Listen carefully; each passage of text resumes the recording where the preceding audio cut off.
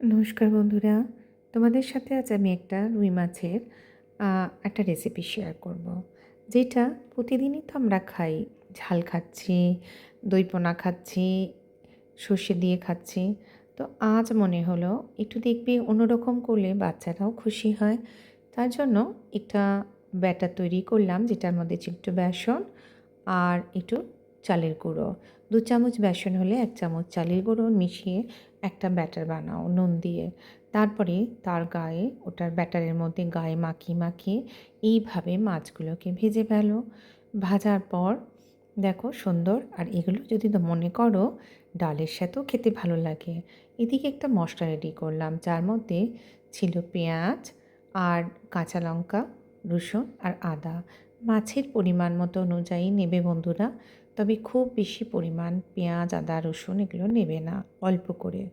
এবার পেস্টটা করার মধ্যে ওই মাছ ভাজার তেলের মধ্যে অল্প একটু দেব চিনি। দেবার পর ওই যে পেস্টটা রেডি করেছি ওই পেস্টটাকে ঢেলে দেবো।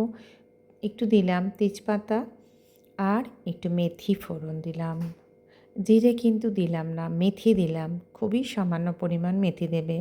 যারা মেথি পছন্দ করো না তারা জিরে দিতে পারো। পেস্টটা দিয়ে দেবো, দিয়ে এবার কিন্তু কষাতে হবে মশলাটা।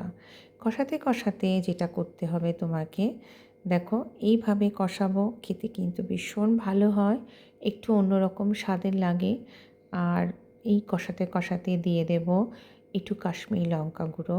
আর যদি কেউ মনে করো ঝালের লঙ্কা গুঁড়ো দেবে সেটাও দিতে পারো, যে যেমন ঝাল খাবে সেই অনুযায়ী।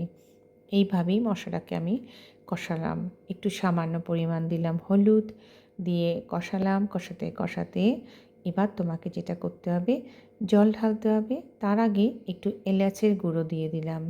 দেওয়ার পর এবার সামান্য পরিমাণ জল দিতে আবার একটু বেশি জল দিলাম। দেওয়ার পর ওই ভেজে রাখা মাছগুলো দিয়ে দিলাম। দিয়ে আর একটা বন্ধুরা, এই গ্রেভিটা একটু ফোটাতে হবে।